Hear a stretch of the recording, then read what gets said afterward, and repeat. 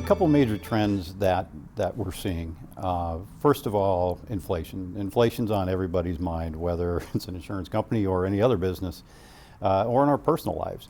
But on the insurance side, it really can have a profound impact, especially, property values are going up, that's one thing, but more pertinent to the insurance carriers is what's happening from rebuild cost and materials cost.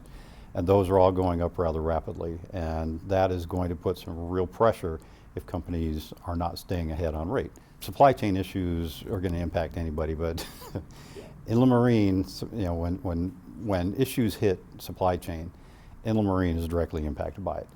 And it can, as deliveries slow down, that has a definite impact on the market.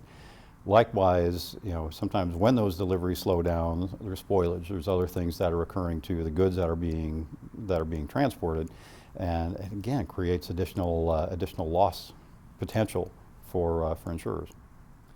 On the merger and acquisition side, some of the activity that's going on there, some smaller companies being moved into groups, being picked up by larger carriers, and some of the challenges that come from that, that just again kind of getting everything aggregated in one place, getting to a consistent look and feel of the product going out the door, consistent experience, all those, there's challenges there, and the advice that we give folks is really, get it where you want it. Get it to a point where you're utilizing a consistent program across all your products. It's easier for you, it's easier for your agents, it's really where you need to take it to be able to continue to serve the market.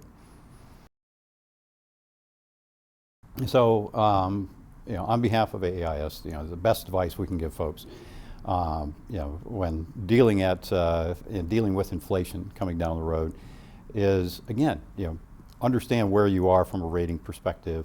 We've had, we've had companies out there that have been somewhat hesitant at times to take updates to loss costs when we push them out. Critical that they get that done.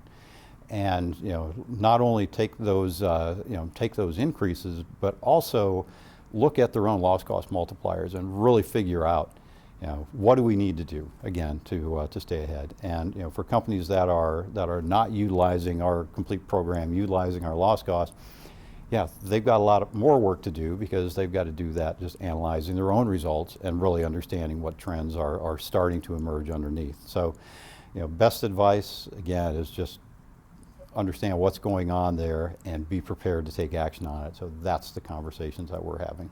Certainly, when you're starting to see a tightening and you're starting to see a pinch on the margin, you got to look at another side also, and that's the expense side. And what can you do to get things aggregated? How can you simplify things in that way? One of the great solutions that we've got right now, it doesn't solve all the problems of the world, but it certainly is a terrific tool, and that's OpenIDL. And we just recently had a conversation with one of our member companies, All Access member companies, and talking about statistical reporting and trying to pull things together from a variety of different policy systems from a number of companies that are being pulled together under one umbrella. And OpenIDL is a true shortcut. It is a terrific way to not only achieve their objective of getting compliant on stat reporting, but at the same time deliver to themselves a terrific data store that allows them to pull all the data together for their analytics across all these different, newly acquired organizations, and really have one analytical data store that they can work off of for themselves.